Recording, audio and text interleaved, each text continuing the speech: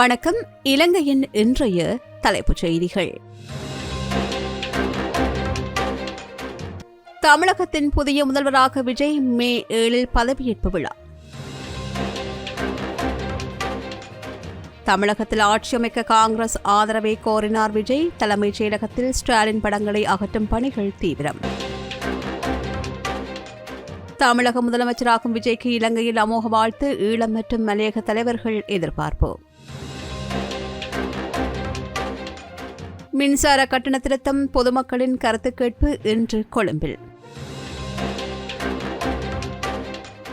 நீலகாமம் தோட்ட அடக்குமுறைக்கு எதிராக கொழும்பில் கொதித்தெழுந்த மலையக மக்கள். செம்மணி மனித புதைகுழி, குழந்தையின் எலும்புக்கூடு உட்பட மேலும் 2 எலும்புக்கூடுகள் மீட்பு. தொல்லை இழக்கும் அபாயத்தில் உழப்பு மீனவர்கள். வடபகுதிக்கு செல்ல அனுமதி மறுக்கப்படுவதால் வாழ்வாதாரம் பாதிப்பு என்று கவலை. வெப்பமான வானிலை மே 15 முடிவுக்கு வரும் வளிமண்டலவியல் திணைக்களம் தகவல். திருக்கோணேஸ்வரம் ஆலயத்தில் ரேடார் அமைக்கும் திட்டம் எதுவுமில்லை. இலங்கை விமானப்படை உத்தியோகமாக அறிவிப்போம். மத்திய கிழக்கு பதற்றத்தால் சுற்றுலா பயணிகள் வருகை சரிவு. கட்நாயக்க விமான நிலைய வாகன சேவைகள் முடங்கும் அபாயம். ஹார்மோஸ் நீரிணையில் முற்றியது மோதல். போர் நிறுத்தம் குறித்த கேள்விகளுக்கு அமெரிக்கா பதில். ஈரான் கடும் எச்சரிக்கை. இனி விரிவான செய்திகள். வாடிக்கையாளர்கள் நேரம் பார்க்க மாட்டார்கள். எப்பொழுதும் இணைப்பில் இருங்கள். Fourth Monkey Connect.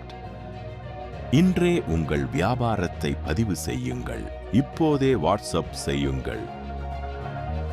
நடந்து முடிந்த தமிழ்நாடு சட்டமன்ற தேர்தலில் அமோக வெற்றி பெற்ற தமிழக வெற்றிக் கழகத்தின் தலைவர் விஜய் வரும் மே 7 தமிழக முதலமைச்சராக பதவியேற்கவுள்ளார். பதவியேற்பு விழா சென்னை நேரு உள்விளையாட்டு அரங்கில் இடம்பெறவுள்ளது. விஜயுடன் இணைந்து புதிய அமைச்சரவையும் அன்று பதவியேற்கவுள்ளது.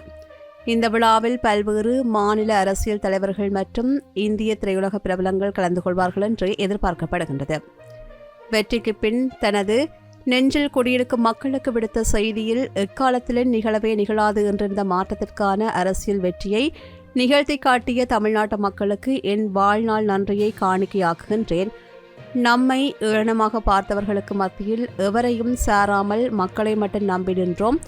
இது ஒரு அதிசய தேர்தல் என்பதை மக்கள் நிரூபித்துள்ளார்கள் என்று பதிவிட்டுள்ளார். இதனிடையே விஜயின் ஆட்சிக்கு அனைத்து கட்சிகளும் நிபந்தனையற்ற ஆதரவு வழங்க வேண்டும் என்று தமிழக பாரதிய ஜனதா கட்சி அழைப்பு விடுத்துள்ளது. அரசியல் அனுபவம் இல்லாவிட்டாலும் மக்கள் விருப்பத்தின் பேரில் வெற்றி பெற்றுள்ள விஜய்க்கு ஒரு சிறந்த நிர்வாகியாக செயல்பட குறைந்தபட்சம் 6 மாத கால அவகாசம் வழங்கப்பட வேண்டும் என்று பாஜகவின் செய்தி தொடர்பாளர் ANS பிரசாத் தெரிவித்துள்ளார். தனி பெரும்பான்மைக்கு 110 இடங்கள், இன்னும் 10 இடங்கள் தேவைப்படுகின்ற நிலையில் சிறிய கட்சிகளின் ஆதரவுடன் விஜய் ஆட்சி அமைப்பார் என்று அரசியல் வட்டாரங்கள் தெரிவிக்கின்றன. VT Cash & Carry VT super ஸ்டோரின் கல்யாணி அன்னபூரணி பிராண்டில் அன்றாட வாழ்க்கையின் அனைத்து பொருட்களையும் ஒரே இடத்தில் பெற்றுக்கொள்ள VT Cash & Carry பாரிஸில் லாட்சப்பல். தமிழக சட்டமன்ற தேர்தலில் தனிப்பெருங்கட்சியாக உருவெடுத்துள்ள தமிழக வெற்றிக் கழகத்தின் தலைவர் விஜய் ஆட்சி அமைப்பதற்கான ஆதரவை காங்கிரஸ் கட்சியிடம் உத்தியோகமாக கோரியுள்ளார். டெல்லியில் ராகுல் காந்தியுடன் நடத்திய ஆலோசனைக்கு பிறகு செய்தியாளர்களிடம் பேசிய காங்கிரஸ் பொதுச் செயலாளர் KC வேணுகோபால் தமிழகத்தில் ஆட்சி அமைக்க விஜய் ஆதரவு கோரியுள்ளார். மக்களின் உணர்வுகளுக்கு மதிப்பளித்து தமிழ்நாடு காங்கிரஸ் இதுகுறித்து உரிய முடிவை எடுக்கும் என்று தெரிவித்தார். மேலும் தமிழகத்தில் பாஜக அங்கம் வகிக்காத ஒரு மத சார்பற்ற அரசு அமைய வேண்டும் என்பதில் காங்கிரஸ் உறுதியாக இருப்பதாகவும் அவர் குறிப்பிட்டார். விஜய் மே 7 முதலமைச்சராக பதவியேற்க உள்ள நிலையில் சென்னை தலைமைச் செயலகத்தில் உள்ள திமுக அமைச்சர்களின் அறைகளை காலி செய்கின்ற பணிகள் முடுக்கிவிடப்பட்டுள்ளன. அமைச்சர்களின் அறைகளில் இருந்த முன்னாள் முதலமைச்சர் கருணாநிதி, மு.க. ஸ்டாலின் மற்றும் உதயநிதி ஸ்டாலின் ஆகியோரின் புகைப்படங்கள் அகற்றப்பட்டு வருகின்றன. அமைச்சர்கள் தங்களது உடைமைகளை எடுத்துச் செல்வதைத் தொடர்ந்து அடையாறில் உள்ள அவர்களின் உத்தியோர்வ இல்லங்களும் துப்புரவு செய்யப்பட்டு வருகின்றன.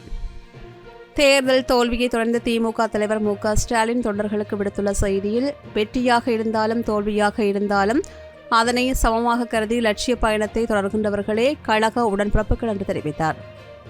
திமுக கூட்டணிக்கு 1.54 கோடிக்கும் அதிகமான வாக்குகள் கிடைத்துள்ளன. வெற்றி பெற்ற தவகவை விட திமுக 17 லட்சம் வாக்குகள் மட்டுமே குறைவாக பெற்றுள்ளதாகவும் அவர் சுட்டிக்காட்டினார். வலிமையான எதிர்க்கட்சியாக இருந்து மக்களுக்கான அரசியலை தொடர்வோம். நாம் பார்க்காத வெற்றியும் இல்லை, சந்திக்காத தோல்வியும் இல்லை, மீண்டும் வெல்வோம் என்று அவர் நம்பிக்கை தெரிவித்தார். தமிழக சட்டமன்ற தேர்தலில் வரலாற்று சிறப்புமிக்க வெற்றியை பதிவு செய்து முதலமைச்சராக தெரிவாகியுள்ள தமிழக வெற்றிக் கழகத்தின் தலைவர் விஜய்க்கு இலங்கை நாடாளுமன்ற உறுப்பினர்கள் மற்றும் பல்வேறு அரசியல் கட்சிகளின் தலைவர்கள் தமது வாழ்த்துக்களை தெரிவித்துள்ளனர். இதன் அடிப்படையில் நாடாளுமன்ற உறுப்பினர் சி. ஸ்ரீதரன், தமிழக அரசியல் ஒரு பாரிய மாற்றத்தை ஏற்படுத்தியுள்ள சகோதரர் விஜய்க்கு வாழ்த்துக்கள்.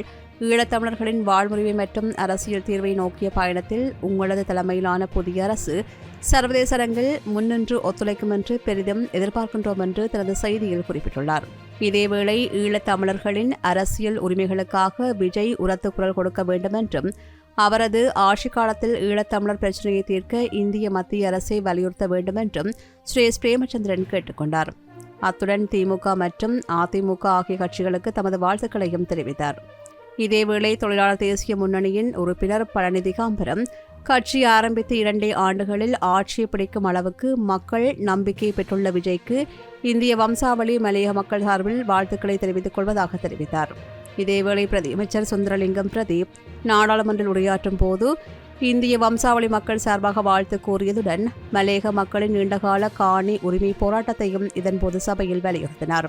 நாடாளுமன்றத்தில் உரையாற்றிய உறுப்பினர் நிசாம் காரியப்பர், எல்லா புகழும் இறைவன் ஒருவனுக்கே, நீ நதி போல ஓடிக்கொண்டிருந்த பாடலை பாடி விஜய்க்கு வாழ்த்து தெரிவித்தார். தமிழகத்தில் ஏற்பட்டுள்ள இந்த மாற்றத்தை போன்று கிழக்கு மாகாணத்திலும் ஒரு தளபதி உருவாக வேண்டும் என்பதே மக்களின் எதிர்பார்ப்பு என்றும் அவர் குறிப்பிட்டார். 2026ஆம் ஆண்டிற்காக முன்மொழியப்பட்ட விசேட மின்சார கட்டண திருத்தம் குறித்த பொதுமக்களின் வாய்மொழி மூலமான கருத்து கேட்பு இன்று இடம்பெறும் என்று இலங்கை பொது பயன்பாடுகள் ஆணைக்குழு அறிவித்துள்ளது. இந்த கலந்தாய்வு இன்று முற்பகல் 8:30 மணி முதல் பிற்பகல் 3 மணி வரையில் கொழும்பு பண்டார்நாயக்கா சர்வதேச மாநாட்டு மண்டபத்தில் இடம்பெறவுள்ளது. 2002ஆம் ஆண்டின் 35ஆம் இலக்க இலங்கை பொது பயன்பாடுகள் ஆணைக்குழு சட்டத்தின் 17வது பிரிவு மற்றும் திருத்தப்பட்ட 2024ஆம் ஆண்டின் 36ஆம் இலக்க இலங்கை மின்சார சட்டத்தின் 29/10 பிரிவின் கீழ் இந்த பொது விசாரணை சட்டப்பூர்வமாக முன்னெடுக்கப்படுகின்றது. தேசிய அமைப்பு இயக்குநரால் இந்த ஆண்டின் 2வது மற்றும் 3வது காலாண்டுகளுக்காக Q2 மற்றும் Q3 என்ற விசேட மின்சார கட்டண திருத்தம் முன்மொழியப்பட்டுள்ளது. இது தொடர்பான பொதுமக்களின் நிலைப்பாடுகளையும் ஆலோசனைகளையும் கேட்டறிந்த பின்னரே இறுதி தீர்மானம் எட்டப்படும் என்று ஆணைக்குழு தெரிவித்துள்ளது. மின்சார கட்டணத்தில் மாற்றம் ஏற்பட வாய்ப்புள்ளதால் இதுகுறித்து மேலதிக கருத்துக்களை முன்வைக்க ஆர்வமுள்ள தரப்பினர் இந்த அமர்வில் கலந்து கொள்ள முடியும் என்று எதிர்பார்க்கப்படுகின்றது. ரத்னபுரி காவத்தை நீலகாமம் தோட்டத்தில் தொழிலாளர்கள் மீது நிகழ்த்தப்பட்ட மனிதாபிமானமற்ற வன்முறைகளை கண்டித்தும் மலையக மக்களின் காணி உரிமையை வலியுறுத்தியும் கொழும்பில் நேற்று பாரிய கண்டன போராட்டம் ஒன்று முன்னெடுக்கப்பட்டது. நாம் மலையகம் அமைப்பின் ஏற்பாட்டில் கொழும்பு 5 சந்தையில் இடம்பெற்ற இந்த கவனஈர்ப்பு போராட்டத்தில் மலையக சிவில் அமைப்புகள், பல்கலைக்கழக மாணவர் ஒன்றியங்கள், வர்த்தக மற்றும் ஊடக அமைப்புகள் மற்றும் தொழிலாளர் சங்கங்கள் என்று பல்வேறு தரப்பினர் கைகோர்த்து தமது எதிர்ப்பை வெளிப்படுத்தினர். சமீபத்தில் நீலகாமம் தோட்டத்தில் தோட்ட நிர்வாகத்தின் கீழ் இயங்கும் தனியார் பாதுகாப்பு படையினர் அங்குள்ள தொழிலாளர் குடியிருப்பு ஒன்றை மிக கொடூரமான முறையில் அடித்து நொறுக்கினர். கருப்பு ஆடை அணிந்து முகத்தை மறைக்கும் வகையில் தலைக்கவசங்களுடன் தோட்டத்திற்குள் புகுந்த அடையாளம் தெரியாத கும்பல் வன்முறையை பிரயோகித்து வீட்டை சேதப்படுத்திய சம்பவம் மலையக மக்கள் மத்தியில் பெரும் அச்சத்தையும் அதிர்ச்சியையும் ஏற்படுத்தியது. இந்நிலையில் போராட்டத்தின் போது கருத்து தெரிவித்த பிரதிநிதிகள், நாட்டில் சட்டம் ஒழுங்கை பேண காவல்துறையும் தண்டனை வழங்க நீதிமன்றமும் உள்ள நிலையில் தோட்ட நிர்வாகங்கள் தமக்கென்று பிரத்யேக கூலிப்படைகளை வைத்துக் கொண்டு சட்டத்தை கையில் எடுப்பது ஜனநாயக விரோத செயலாகும். மலையக மக்களின் அரசியல், பொருளாதாரம் மற்றும் சமூக விடுதலை உறுதிப்படுத்த அவர்களுக்கு அடிப்படை காணி உரிமை வழங்கப்பட வேண்டும். பாதிக்கப்பட்ட நீலகாமம் தோட்ட மக்களுக்கு உடனடியாக நீதி வழங்கப்பட வேண்டும் மற்றும் வன்முறையில் ஈடுபட்டவர்கள் சட்டத்தின் முன் நிறுத்தப்பட வேண்டும். பெருந்தோட்ட பகுதிகளில் தொழிலாளர்களை அச்சுறுத்தும் கூலிப்படை கலாச்சாரம் உடனடியாக ஒழிக்கப்பட வேண்டும் என்று கோரிக்கை விடுத்தனர். செம்மணி மனித புதைக்குழியின் 3ஆம் கட்ட அகழ்வுப் பணியின் 8ஆம் நாள் பணிகள் நேற்று இடம்பெற்றன. இதன்போது மிகவும் உருக்கமான நிலையிலான ஒரு குழந்தையின் எண்புக்கூடு உட்பட 2 மனித எண்புக்கூடுகள் முழுமையாக அகழ்ந்தெடுக்கப்பட்டன. நேற்றைய அகழ்வில் 5 எண்புக்கூட்டு தொகுதிகள் அடையாளம் காணப்பட்டன. அவற்றில் ஏற்கனவே அடையாளப்படுத்தப்பட்ட தொகுதிகளிலிருந்து ஒரு குழந்தையின் எண்புக்கூடு உட்பட 2 தொகுதிகள் வெளியில் எடுக்கப்பட்டன. குழந்தையின் எண்புக்கூடு நேரடியாக மண்ணிலிருந்து பிரித்தெடுக்க முடியாத அளவிற்கு சிதைந்த நிலையில் காணப்பட்டதால் அது பேண்டேஜ் துணிகளால் சுற்றப்பட்டு மண்ணுடன் சேர்த்து பக்குவமாக எடுக்கப்பட்டதாக சட்டத்திரணி ரணிதா தெரிவித்தார். புதைகுழிக்குள் காணப்பட்ட கருப்பு நிற மண்ணிலிருந்து எரிந்த நிலையில் சில எண்புகளும் நாணய குற்றிகளும் உடைந்த நிலையில் மூக்குத்தி போன்ற சிறிய தங்க ஆபரணம் மரப்பட்டி ஒன்றின் சிதைவு மற்றும் ஆணிகளும் சான்று பொருட்களாக மீட்கப்பட்டன. செம்மணி புதைகுழி அகழ்வு பணிகள் ஆரம்பிக்கப்பட்டது முதல் இதுவரையான காலப்பகுதியில் மொத்தம் 255 மனித எண்புக்கூட்டு தொகுதிகள் அடையாளம் காணப்பட்டன. அவற்றில் 249 எண்புக்கூடுகள் இதுவரையில் முழுமையாக அகழ்ந்தெடுக்கப்பட்டுள்ளமை குறிப்பிடத்தக்கது. தொடர்ச்சியாக முன்னெடுக்கப்பட்டு வருகின்ற இந்த அகழ்வாராய்ச்சி பணிகள் அந்த பகுதியில் கடந்த காலங்களில் இடம்பெற்ற சம்பவங்கள் குறித்து முக்கியமான தடயங்களை வெளிப்படுத்தி வருகின்றன. நாட்டில் கடந்த சில வாரங்களாக நிலவி வருகின்ற கடும் வெப்பமான வானிலை மே மாதம் 15ஆம் தேதியுடன் குறைவடையும் என்று வளிமண்டலவியல் திணைக்களம் அறிவித்துள்ளது.